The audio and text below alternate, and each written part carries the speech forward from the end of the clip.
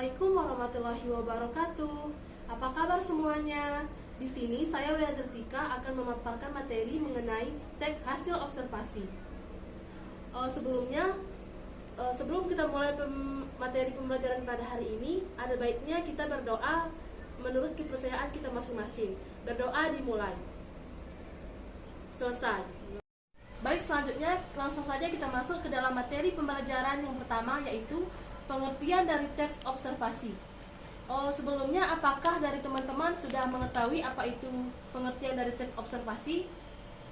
Ya, teks laporan hasil observasi adalah teks yang berisi penjabaran umum atau melaporkan sesuatu berupa hasil dari pengamatan atau observasi.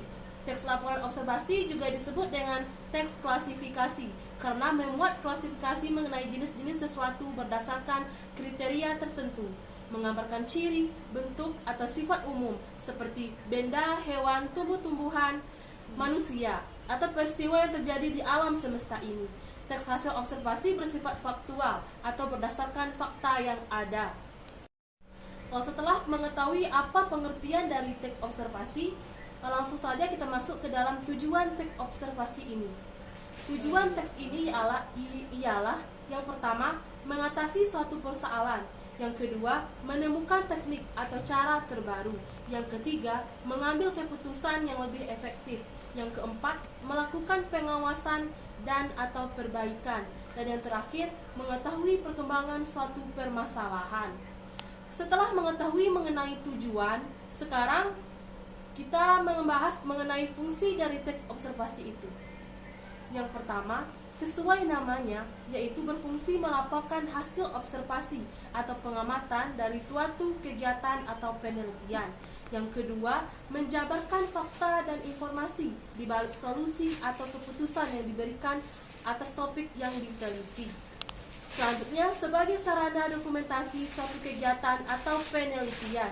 Dan yang terakhir, sebagai sumber informasi yang faktual atau berdasarkan fakta yang ada. Setelah mengetahui fungsi dari teks observasi, langsung saja kita masuk ke dalam ciri-ciri teks laporan hasil observasi sebagai berikut.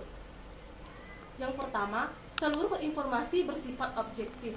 Yang kedua, data maupun informasi yang digunakan merupakan fakta yang nyata adanya. Yang ketiga, dapat dipertanggungjawabkan dan dibuktikan kebenarannya atau valid. Yang keempat, pengamatan dan juga hasil pengamatannya disusun secara sistematis. Yang kelima, peninjauan dilakukan secara cermat dan teliti.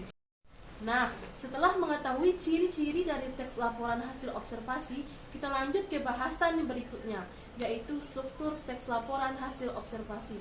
Ada apa aja sih? Ayo kita lihat. 1. Pernyataan umum. Berisi definisi atau keterangan umum tentang subjek yang dilaporkan. Pernyataan umum berisi informasi umum, nama latin, asal-usul, kelas, informasi tambahan tentang hal yang akan dilaporkan.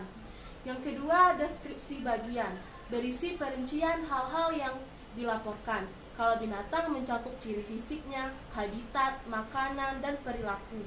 Kalau tumbuhan berupa perincian ciri fisik, bunga, akar, buah, atau perincian bagian yang lain.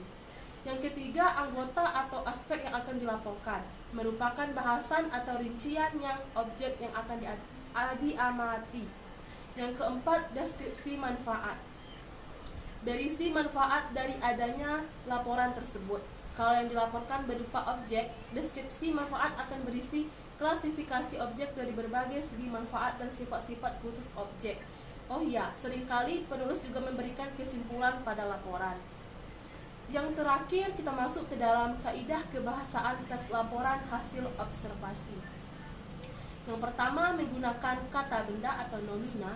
Yang kedua, frasa verbal. Yang ketiga, frasa nomina. Yang keempat, menggunakan istilah dalam bidang ilmu tertentu. Misalnya, pada definisi menggunakan kata adalah atau merupakan.